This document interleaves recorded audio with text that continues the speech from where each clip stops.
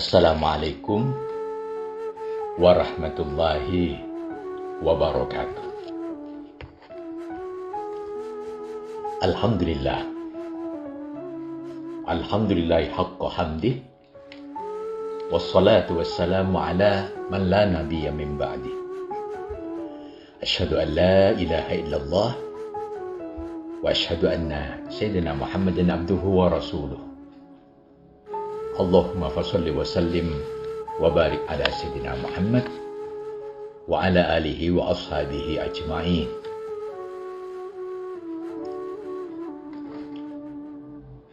Qala Nabi sallallahu alaihi wasallam, ni'matani maghbunun fiha katsirun minan nas, as-sihhatu wal farah. Wa qala aidan fi ahadi hadithihi an Abdurrahman ibn Abi Bakrah annahu qala li abihi ya abati inni asma'uka tad'u kulla ghadat Allahumma afini fi badani Allahumma afini fi sam'i Allahumma afini fi basari la ilaha illa anta. Para pendengar dan penyimak siaran ini di mana saja berada, puji syukur mari kita panjatkan kehadiran Allah Subhanahu wa Ta'ala. Karena dalam kehidupan ini, selain kita merawat fisik kita agar sehat, ternyata kita disuruh mendampingi juga fisik yang kita upayakan sehat itu bukan sekedar secara usaha ikhtiar lahiriah ya, dengan misalnya berolahraga, tapi badan ini pun dimintakan kepada Allah Subhanahu wa Ta'ala supaya menjadi sehat. Oleh karena itu di dalam ajaran agama kita, alhamdulillah diajarkan kepada kita supaya harian ini selain berupaya menjaga badan sehat misalnya dengan senam, dengan olahraga, diajarkan juga kepada kita doa-doa yang mengiringi aktivitas kita itu. Dan alhamdulillah kalau kita simak juga dalam kajian kita sebelumnya, agama mengajarkan kita dalam ibadah itu ada gerak-gerak yang di situ ternyata mengandung menjadikan badan kita menjadi sehat dengan gerak-gerak seperti itu. Baik hal-hal yang sudah kita kaji misalnya fitrah kita dengan membiasakan diri memotong kuku, memotong bulu-bulu di sekitar kemaluan kita, di bagian ketiak kita, ya, bahkan rambut kita itu juga dipotong secara reguler. Nah, itu apa? Antara lain kalau kita simak lebih jauh, ternyata untuk kesehatan kita. Ya, berjalan misalnya begitu, ada pembahasan itu. Bahwa itu menopang kesehatan. Olahraga lari ada. Bahkan dalam Islam itu ada memanah. Memanah arah-arahnya juga kesehatan. Kita lihat juga berenang. Ada itu. Ya, kajian-kajian seperti itu. Nah, itu semua untuk apa?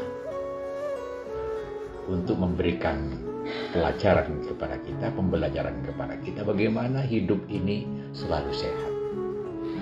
Sehingga dalam berbagai kesempatan saya menyampaikan bahwa nikmat Tuhan, nikmat Allah Subhanahu wa Ta'ala yang harus berdampingan dalam kehidupan ini, pertama adalah nikmat iman. Setelah kita diberi nikmat iman oleh Allah, alhamdulillah nikmat Islam. Kita dianugerahi oleh Allah hidayah, dianugerahi petunjuk. supaya dengan petunjuk yang bagus itu kita bisa menikmati dalam beragama Islam itu. Dan ternyata itu semua menjadi jauh lebih berharga tatkala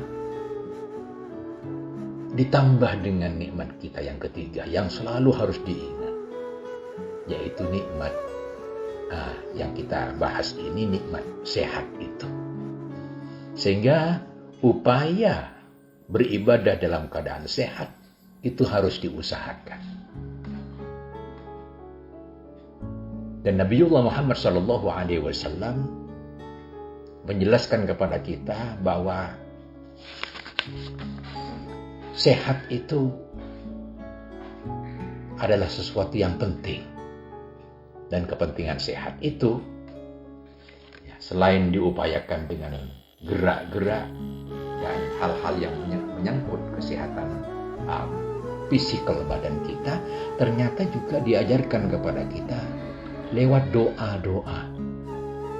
Dan doa itu penting dalam hal ini sebagai pendamping upaya sehat, karena dalam doa seperti yang disampaikan dalam salah sebuah hadis, diajarkan kepada kita bagaimana pagi hari membaca apa dan sore hari juga membaca apa. Antara lain yang sudah kita sempat singgung sebelumnya, yaitu doa yang dibacakan oleh salah seorang sahabat berkaitan dengan kebiasaan orang tuanya dalam berdoa yang ternyata itu diajarkan oleh Rasulullah Muhammad SAW. Doa ini, maaf saya sempat ulangkan itu supaya kita semakin jelas, karena biar sambung dengan yang kita bawakan pada kesempatan ini adalah Allahumma afini fi badani. Allahumma wahai Allah, afini, mohon afini fi badani, saya disehatkan di dalam badan saya. Jadi ini memohon kita sehat di badan kita. Allahumma afini fi samai. Allah, wahai Allah, afini, anugerahilah kepada kami fi kesehatan fi samai, dalam pendengaran kami, dalam pendengaranku. Allahumma afini fi basari, dan mohon anugerah kesehatan fi basari, dalam penglihatanku. Tentunya doa ini tatkala untuk orang banyak bisa kita baca Allahumma afina fi badanina, Allahumma afina fi sama'ina, Allahumma afina fi basarina, la ilaha illa anta. Ini dilakukan oleh Rasulullah, yang ditirukan oleh para sahabat, dilakukan pagi hari 3 kali dan sore hari 3 kali. Nah, ini kalau kita simak, pertama mohon kita disehatkan di badan kita, sekujur badan kita. Tentunya kalau ini sudah disampaikan lewat doa-doa kita, meresap dalam diri. Begitu meresap dalam diri, di badan kita sehat, baru memasukkan saja, memotivasi diri kita, memberikan semangat diri kita untuk sehat badan. Sudah siap tentunya kita melakukan aktivitas yang berkaitan dengan badan, di mana dengan begitu badan menjadi sehat. Begitu pula aktivitas berkaitan dengan penglihatan kita dan sekaligus pendengaran kita. Badan sudah kita sampaikan di antaranya bahwa di badan ini kita memiliki tulang-tulang. Di dalam tulang, ternyata di dalam agama itu ada 360 ruas tulang kita. Ini bisa jadi kalau diungkap sedemikian rupa berkaitan dengan badan kita, ruas tulangnya saja satu persatu dibahas, cukup banyak ini. Ternyata ruas tulang itu disebut dalam Sahih Muslim ada 360-an itu. Nah, ruas tulang kita di bagian kepala misalnya bisa dihitung itu. Nah, dari leher ke atas kemudian di bagian tengah, dari leher terus ke bawah sampai ke ekor kita misalnya di situ lah, baru dari punggung ke bawah sampai dengan jari-jari kita, semuanya itu ada 360. Dan kita kalau sempat menyimak dan merasakan pentingnya orang sehat itu, tentunya bayangkan saja harus sehat dari 360 ruas tulang itu. Di situ di dalam agama supaya sehat antara lain apa? Rakatanid duha. Kita disuruh bersedekah setiap hari itu dengan melakukan antara lain adalah sholat duha. Jadi supaya badan kita sehat, kita jangan sampai lupa bersyukur. Salah satu cara bersyukur kita itu adalah dengan memberi sedekah. Apa sedekahnya? Sholat duha minimal 2 rakaat. Para pendengar yang terhormat, itu badan kita, dan badan kita baru kita bahas tentang di ruas tulang kita. Dan tentunya bisa dibayangkan bagaimana sakit saraf kejepit. Bisa jadi saraf kejepitnya itu baru dari satu ruas tulang. Padahal di tubuh ada 360 ruas tulang. Orang yang pandai memaknai kesehatan, ya Allah, luar biasa. Kita sehat ini bersyukur kepada Allah. Ruas tulang kita, ternyata di situ ada saraf. Saraf kejepit satu saja, dua atau berapa. Mengadu-ngadu kita. Dalam kehidupan ini luar biasa sakitnya. Tapi tatkala itu sehat, alhamdulillah. Lebih-lebih yang sehat itu sekujur badan kita. Nah, pendengaran kita, di pendengaran itu ternyata alhamdulillah pernah kita bahas terkait dengan telinga. Ternyata saraf telinga ini banyak. Dengan menyimak kesehatan, selalu memperhatikan kesehatan tatkala wudhu, ada baiknya tidak kita lupakan misalnya apa? Mengusap telinga kita. Diusap telinga kita 3 kali. Nah, di situ saraf-saraf tentunya adalah terobati dengan dipijat ya, dipijat. Nah, telinga kita itu menjadi sehatlah pendengaran kita antara lain begitu. Tentunya ya namanya kotoran-kotoran telinga. Dengan cara berwudu yang benar, memasukkan jari sambil diputar sampai 3 kali, pendengaran kita menjadi sehat. Penglihatan tentu. Nah, penglihatan itu tatkala sujud itu diajarkan kepada kita juga berkaitan dengan bagaimana. Ketika sujud jangan mata ini dipejam. Tapi ketika sujud diajarkan kepada kita ya mata ini biasa saja, melihat saja ke tempat kita sujud. Makanya badan kita, fisik kita, tempat sujud kita itu harus bersih dan suci. Kenapa? Dengan begitu kita melakukan ibadah itu dalam keadaan terkontrol baik. Sampai pun kita sujud, itu penglihatan kita itu disuruh dibuka mata kita. Apa antara lain yang istimewa di situ tentunya organ-organ berkaitan dengan saraf mata. Itu bisa dikaji lebih jauh tentunya. Ya, saya bukan ahli kesehatan, tapi agama mengajarkan kita yang seperti itu tentunya ada kaitannya dengan bidang kesehatan mata ini. Para pendengar yang terhormat, ya ada baiknya kita melihat juga, menyimak juga ternyata badan yang sehat itu di pelbagai catatan buku-buku yang bagus itu menggambarkan kepada kita 5 manfaat ternyata. Orang yang badannya sehat, pertama tentunya manfaatnya adalah bisa mengontrol berat badan kita. Silakan, ya ada di daftar kesehatan itu. Tentunya bisa dibaca di buku-buku yang bagus.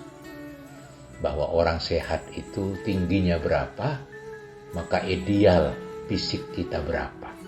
Bukan saya yang menjelaskan itu, tentunya di bagian kesehatan. Orang yang sehat tingginya berapa, idealnya berapa. Dan tentunya luas perut kita berapa. Jadi ukuran badan kadang-kadang kita lupa mengontrol perut kita. Ternyata perut itu juga ada ukurannya. Maksimal berapa ukuran kita. Alhamdulillah, pada kesempatan yang lalu saya berkesempatan untuk di-check up ya secara utuh di badan ini. Alhamdulillah sempat kita di check up dalam beberapa hal. Nah, berkaitan dengan badan saja, ketika itu misalnya awal dilihat darah kita, ditensi dulu. Bapak berapa? Misalnya saya kesehatan, bawah ya 79 misalnya begitu ya, atau 80, atas ya 120 sekian. Nah, bagaimana ini? Oh, Bapak sehat. Nah, ada kesimpulan begitu.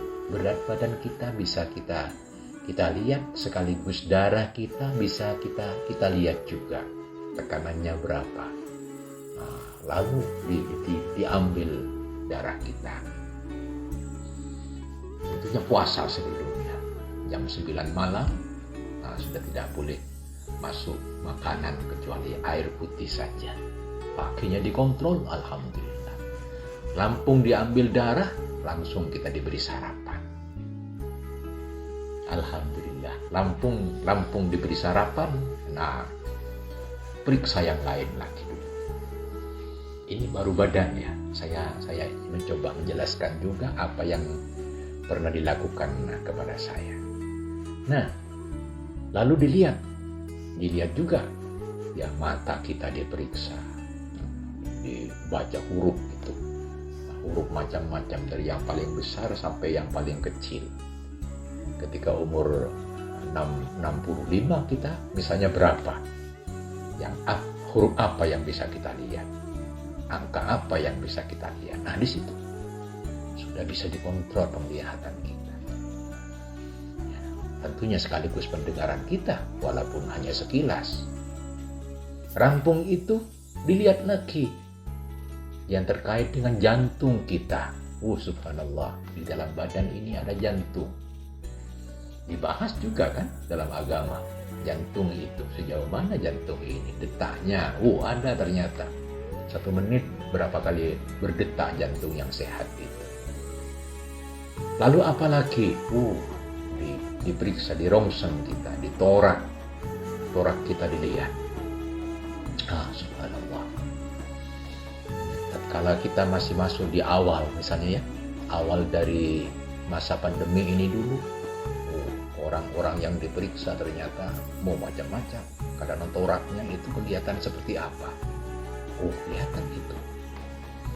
Nah, ini jadi badan kita, para pendengar yang terhormat, itu bisa dikontrol tatkala kita dalam keadaan sehat. Nah, manfaat apa lagi bagi orang yang sehat? Yang kedua tentunya adalah meningkatkan mood. Orang yang lagi sehat, alhamdulillah, mood kita ini ya menjadikan enak mau ceramah misalnya begitu. Kalau badan lagi sehat, punya ya enak, pikiran kita bisa cair mengurai sesuatu. Begitu pula hal-hal terkait dengan ya kebiasaan kita mengarang, menulis sesuatu. Tatkala kita sedang sehat, mood ini jalan, ya, suasana hati kita ini lebih baik. Mengukir kata yang sudah rampung ditulis misalnya begitu, bisa diedit. Dan ketika ngedit itu, kita dalam keadaan ya semakin mencerahkan apa yang kita tulis. Lalu manfaat apa dari kita sehat? Orang sehat adalah tentunya yang dapat diusahakan adalah mencegah hal-hal yang terkait dengan penyakit yang berbahaya. Ketika kita sehat, harus dikontrol makan kita. Dikontrol juga minuman kita. Tidak sembarangan boleh kita makan dan minum. Karena kadang-kadang di situ di minuman kita ada unsur yang tidak pas. Apa misalnya? Nah, dari minuman yang kita minum harus dicek itu. Kalau beli minuman misalnya di toko, ada kedaluarsa. Cek itu. Jangan sampai badan kita misalnya begitu. Nah, badan kita tidak sempat kita perhatikan. Diminum saja. Padahal itu sudah kedaluarsa. Sudah 2 bulan yang lalu seharusnya tidak diminum. Kita minum. Masuk ke badan kita. Apa yang terbayang? Tentunya sukar.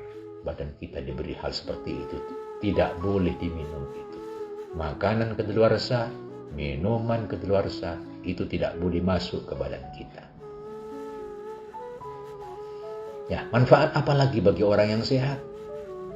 Meningkatkan energi. Orang yang sehat, ketika sholat bisa khusyuk. Ketika kita sholat, mau ruku kah, mau sujud kah, atau ketika berdiri. Islam sangat menghargai badan sehat karena orang ketika sholat butuh berdiri tegak. Nah, ketika ruku butuh berdiri tegak. Ketika sujud butuh berdiri tegak. Butuh bersujud dengan mantap itu. Nempel ya dahi kita. Begitu juga hidung kita. Begitu. Kalau ruku kondisinya kita siku. Kalau sujud ya dahi kita menempel di tempat sujud kita. Hidung kita juga bersentuhan ke situ. Bukan hanya itu, tapi lutut kita dan 2 kaki kita memanjang.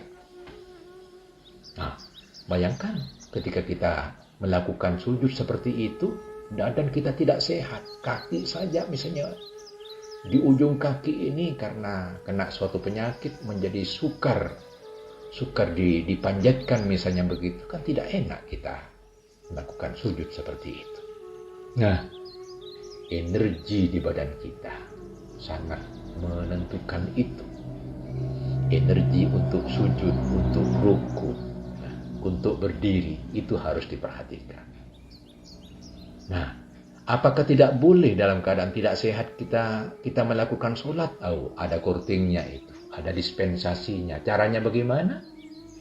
Bukan lagi melakukan dengan badan tegak tentunya. Bisa tidur, ya, bisa dengan tidur, bisa dengan rebah, atau bisa duduk. Kalau tidak bisa dengan tidur. Para pendengar yang terhormat, tentunya orang sehat ada yang terakhir yang layak kita perhatikan, yaitu memperpanjang usia. Banyak orang yang usianya sampai panjang karena dia sangat bagus memelihara diri.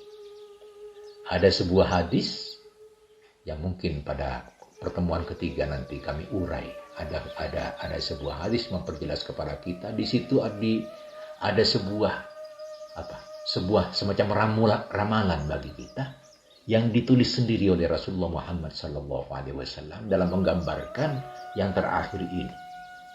Bagaimana kita mengantisipasi problema berkaitan dengan badan dan sekaligus memperpanjang usia itu. Bisa tidak ikhtiar badan kita agar supaya sehat dan menyiasati, ya, berstrategi supaya badan yang sehat itu bisa menjadi penyebab, ya, dari, ya, kehendak Allah yang terkait dengan panjang usia itu. Ternyata ada di hadis itu digambarkan dengan gambar-gambar oleh Rasulullah SAW. Di situ digambarkan misalnya ada segi 4. Di segi 4 itu dibagi menjadi 5 bagian. Di samping segi 4 yang dibagi 5 bagian itu ada satu garis panjang memanjang. Ini ajaran antara lain yang nanti kita akan terangkan di bagian pertemuan ketiga itu. Ini menggambarkan kepada kita betapa usia itu juga diberi kesempatan kepada segenap muslim untuk menjaga di dalamnya badan sehat, menjaga pikiran sehat, menjaga juga penglihatan sehat, dan menjaga juga tentunya pendengaran yang sehat. Bahkan ada juga yang didoakan, berdoa, diajarkan oleh Rasulullah Muhammad SAW berkaitan dengan penyakit atau wabah yang sedang menimpa dunia saat ini, dan mudah-mudahan kita ini oleh Allah segera diangkatkanlah penyakit-penyakit itu dari tengah-tengah kita. Di Indonesia agaknya alhamdulillah akhir-akhir ini semakin bagus, yaitu doa yang berkaitan dengan apa yang diderita oleh banyak orang dari penyakit-penyakit di luar yang diterangkan tadi. Ada dalam sebuah hadis disebutkan doa yaitu Allahumma inni a'udzubika minal barasi wal jununi wal judam wa min sayyi'il asqam. Kita akan singgung ini pada kesempatan yang akan datang lebih lanjut. Pertama, bahwa Allahumma inni, wahai Allah, inni a'udzubika, aku memohon perlindungan kepadamu ya Allah, minal barosi, dari penyakit baros. Penyakit baros ini, para pendengar yang terhormat, adalah penyakit yang menempel di kulit kita. Menempel di kulit kita, sedangkan itu penyakit itu menjadikan kulit itu mengelupas sedikit demi sedikit dan gatal, dan itu menyebabkan juga dengan penyakit itu di kulit kita, bukan hanya kulit yang tergerogoti, tapi daging kita, na'udzubillah min dzalik, daging kita. Akhirnya suatu ketika bisa protol ini dari bagian tubuh itu, ini baros namanya. Wal junun, yang kedua penyakit gila. Ternyata penyakit gila ini ada kaitannya dengan badan sehat. Badan sehat, kemudian penglihatan sehat, pendengaran sehat, artinya pikiran sehat. Banyak orang ya, kita lihat badannya sehat, tapi mungkin pikirannya tidak sehat. Ya, orang pun menyebutkan ya ini orang miring ini. Nah, jadi tidak sehat, menjadi ketawa sendiri, ya bergerak-gerak sendiri sampai lepas kadang-kadang pakaiannya, dia tidak dalam keadaan sadar. Ini disebut junun ini. Wal judam, nah ini judam ini ya hal-hal yang terkait dengan penyakit yang memalukan, istilahnya judam ini. Wa min sayyi'il asqam, dan penyakit-penyakit yang sangat jelek di penglihatan kita. Para pendengar yang terhormat, doa-doa yang kita panjatkan ini seperti ini ada syarahnya, ada penjelasannya yang tentunya nanti kita bisa sampaikan pada kesempatan yang akan datang. Ini semuanya manfaat-manfaat yang kita gambarkan itu menandakan kepada kita, memberikan penjelasan kepada kita bahwa dalam beribadah itu tidak boleh kita menyepelekan pentingnya kita selain bergerak untuk beribadah, mementingkan juga permohonan kepada Allah. Orang yang sembuh dari suatu penyakit, ingat, dalam pandangan agama selain upaya ke dokter atau pengobatan yang ada, juga harus memohon kepada Allah, karena dokter berupaya itu adalah bagian dari ikhtiar sehat. Ya, upaya pengobatan alternatif juga misalnya begitu, itu juga upaya sehat. Tapi siapakah penyembuh yang intinya? Orang yang sakit itu disembuhkan oleh Allah. Wa idza maridtu fahuwa yashfi. Kalau aku dalam keadaan sedang sakit, upaya ke arah sehat itu fahuwa yashfi, Allah yang menyehatkan itu. Ada tentunya upaya-upaya selain dengan terapi doa. Di balik terapi doa itu ada juga misalnya pengobatan secara Islami, antara lain lewat apa? Ada juga lewat air. Pada air kita bacakan sesuatu. Tatkala kepada air sudah dibacakan sesuatu, di situ diberi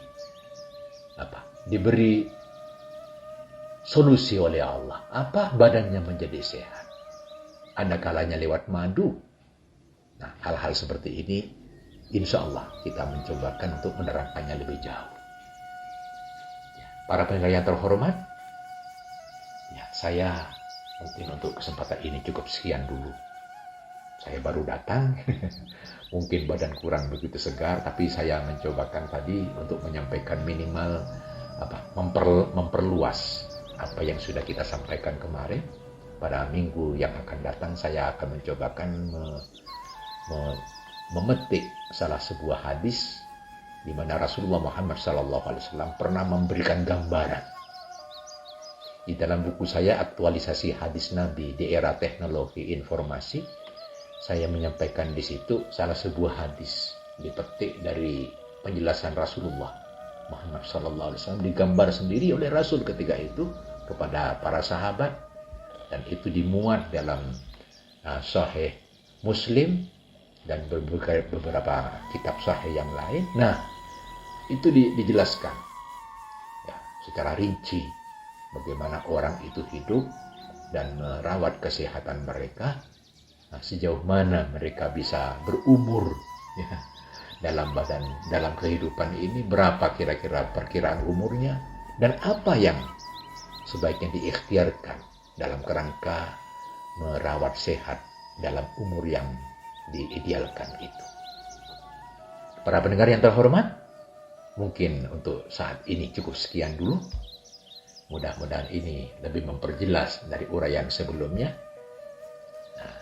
Dan insya Allah yang ketiga nanti kita lengkapkan itu beberapa hal sehingga sambung antara uraian yang pertama, uraian kedua, dan uraian selanjutnya.